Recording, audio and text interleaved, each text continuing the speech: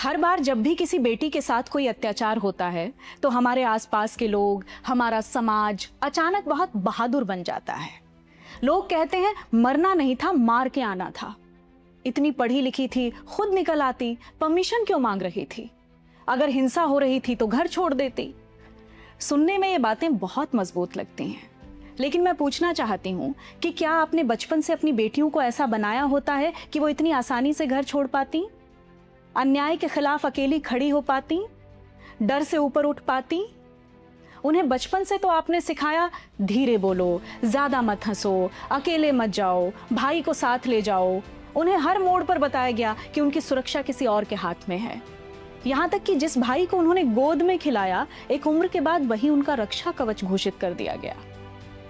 आप अपनी बेटियों को बाबी से खेलना सिखाते हैं क्योंकि वो सॉफ्ट सुंदर लड़की का आदर्श बनाया गया है, और बेटों को उन्हें खिलौनों में बंदूक दे दी जाती है, आवाज बुलंद करना सिखाया जाता है, लड़ना सिखाया जाता है। और फिर एक दिन आप उम्मीद करते हैं कि 25-30 साल की ऐसी कंडीशनिंग में पली हुई लड़की अचानक डर छोड़ देगी, बाबी वाली सॉफ्टनेस उतार फेंकेगी और बंदूक उठा लेगी।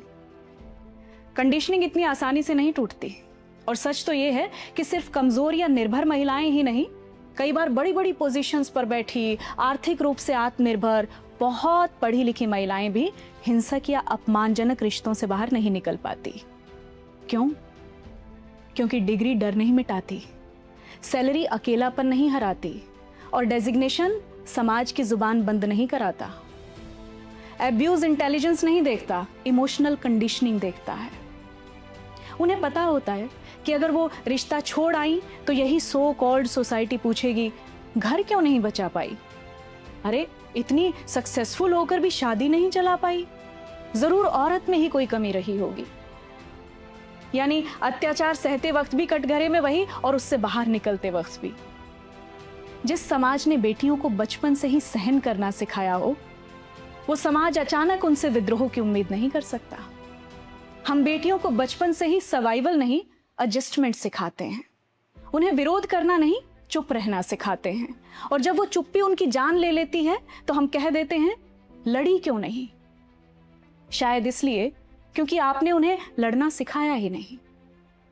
अब वक्त बेटियों को सिर्फ स्ट्रांग बनाने का नहीं है, बल्कि उनकी परवरिश से डर हटाने का है।